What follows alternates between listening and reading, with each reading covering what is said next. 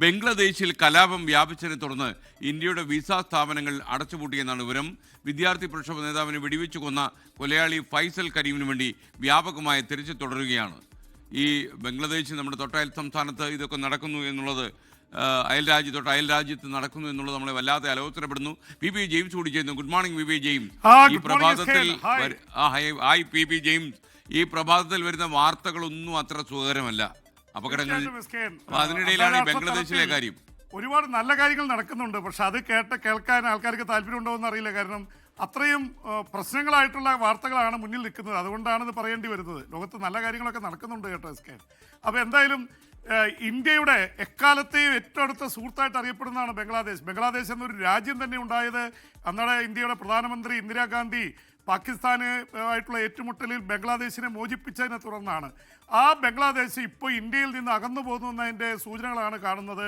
അവിടെ വലിയ വിദ്യാർത്ഥി പ്രക്ഷോഭം നടത്തി അവിടുത്തെ പ്രധാനമന്ത്രി ഷെയ്ഖ് ഹസീന ഇന്ത്യയിലേക്ക് പലായനം ചെയ്യുന്ന അവസ്ഥയുണ്ടാക്കിയ ആ വിദ്യാർത്ഥി പ്രക്ഷോഭത്തിൻ്റെ തലപ്പത്തുണ്ടായിരുന്ന ഷെരീഫ് ഉസ്മാൻ ഹാദി എന്ന വിദ്യാർത്ഥി നേതാവാണ് ബാറ്ററി ഓട്ടോറിക്ഷയിൽ യാത്ര ചെയ്തുകൊണ്ടിരിക്കുമ്പോൾ വെടിയേറ്റ് മരിച്ചത്. അതേ തുടർന്ന് അവിടെ വലിയ പ്രക്ഷോഭം പോലെ തന്നെ വലിയ പ്രതിഷേധം ഉയർന്നിരിക്കുകയാണ്. 10,000-കണക്കിന് ആൾക്കാർ തെരുവിലിറങ്ങിയിരിക്കുന്നു.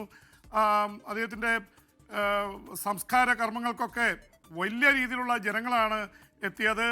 ഇതേ തുടർന്ന് ആ യൂണിവേഴ്സിറ്റി ക്യാമ്പസിനുള്ളിൽ അവിടുത്തെ രാഷ്ട്രപിതാവ് ഷെയ്ഖ് മുജീബ് റഹ്മാൻ്റെ ഹാളിൻ്റെ പേര് തന്നെ മാറ്റി അവർ അതിന് ഈ ഉസ്മാൻ ഹാദിയുടെ പേര് കൊടുത്തിരിക്കുന്നു. അവിടെ തെരഞ്ഞെടുപ്പ് പ്രചരണത്തിന് പോവുകയായിരുന്നു വിദ്യാർത്ഥി നേതാവ്.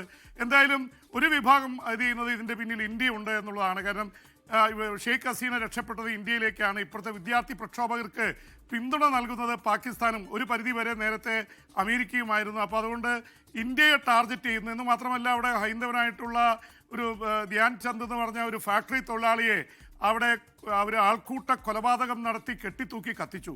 അതിന് ചെയ്ത 7 പേരെ അറസ്റ്റ് ചെയ്തിട്ടുണ്ട്. ഇന്ത്യ ശക്തമായിട്ടുള്ള പ്രതിഷേധം അറിയിക്കുന്ന അവസ്ഥയിലാണ് അതൊക്കെ ഉണ്ടായിട്ടുള്ളത്.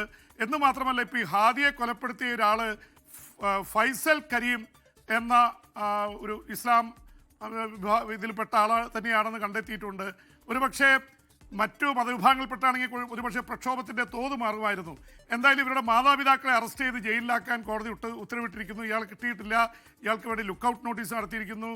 ബംഗ്ലാദേശിൽ വല്ലാത്ത കലാപം നടക്കുകയാണ്. ഷെയ്ഖ് ഹസീന ഇപ്പോഴും ഇന്ത്യയിൽ രാഷ്ട്രീയ അഭയത്തിലാണ്. അവരെ വിട്ടുകൊടുക്കണമെന്ന് 2-3 തവണ ബംഗ്ലാദേശിന്റെ സർക്കാർ ആവശ്യപ്പെട്ടു കഴിഞ്ഞു. ഫെബ്രുവരിയിലാണ് തിരഞ്ഞെടുപ്പ് നടക്കേണ്ടത്.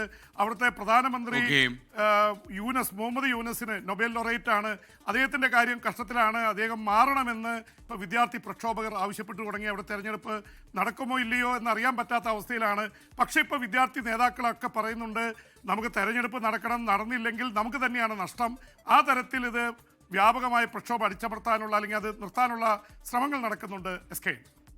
മറ്റൊരു വാർത്ത വരുന്നുള്ളൂ. ഇറാനെ ആക്രമിക്കാൻ അമേരിക്കയുടെ ഉപദേശം ഇസ്രയേൽ തേടിയെന്നുള്ളത്. ഈ വാർത്ത എത്രമാത്രം നമുക്ക് സ്ഥിരീകരിക്കാൻ കഴിഞ്ഞിട്ടുണ്ട്? എസ്. നമുക്കറിയാം 12 ദിവസം നീണ്ടുനിന്ന ഒരു യുദ്ധത്തിന്റെ അവസ്ഥ നമുക്കറിയാം. 2 കൂട്ടർക്കും വലിയ പരിക്കാണ് പറ്റിയത്. 1000-ഓളം പേര് ഇറാനിൽ കൊല്ലപ്പെട്ടു. അവിടുത്തെ ആണവ ശാസ്ത്രജ്ഞരെ, വലിയ സൈനിക മേധാവികളൊക്കെ ടാർഗറ്റ് ചെയ്തു കൊലപ്പെടുത്തി ഇസ്രായേൽ. തിരിച്ച് ഇസ്രായേലിൻ്റെ ഒരുപാട് പ്രദേശങ്ങൾ ബോംബിട്ട് തകർത്തു ഇറാൻ. അപ്പോൾ വലിയ നാശനഷ്ടങ്ങൾ ഉണ്ടായതാണ്. ഇപ്പോൾ ഇസ്രായേൽ പറയുന്നത് അവിടെ വ്യോമാഭ്യാസം നടക്കുകയാണ്, ഒപ്പം തന്നെ മിസൈലിൻ്റെ അഭ്യാസങ്ങൾ നടക്കുന്നു. ഇതിൻ്റെ കവറിൽ മറ പറ്റിയിട്ട് ഇസ്രായേലിലേക്ക് മിസൈലുകൾ അയക്കാൻ ഇറാൻ ശ്രമിക്കുമെന്ന് ഞങ്ങൾക്ക് ഇൻ്റലിജൻസ് റിപ്പോർട്ട് ഉണ്ടെന്നാണ് ഇസ്രായേൽ അമേരിക്കയെ അറിയിച്ചിട്ടുള്ളത്. അതുകൊണ്ട് ഇസ്രായേൽ ചോദിക്കുന്ന ഇറാനെ കയറി അതിനു മുമ്പേ ആക്രമിക്കണം എന്നുള്ള രീതിയിലാണ്. ഇത് മാത്രമല്ല, 2023 ഒക്ടോബർ 7 ഹമാസ് ഗസയിൽ നിന്ന് കയറി ഇസ്രായേൽ ആക്രമിച്ച് 1200 പേരെ വധിച്ചതാണ്. ഇനി അങ്ങനെ ഒരു ഇതിന് കാത്തു നിൽക്കാൻ ഞങ്ങൾക്കാവില്ല. അതുകൊണ്ട് അടുത്ത മാസം ജനുവരിയിൽ ഇസ്രായേൽ പ്രധാനമന്ത്രി Benjamin Netanyahu, American president Donald ട്രംപും ഫ്ലോറിഡയിലെ ട്രംപിൻ്റെ ഔദ്യോഗിക വസതിയായിട്ടുള്ള മാർലാഗോയിൽ വെച്ച് കാണുന്നുണ്ട്. പ്രധാന കാര്യം ചർച്ച ചെയ്യാൻ പോകുന്നതാണെന്ന് അമേരിക്കൻ മാധ്യമങ്ങൾ പറയുന്നു.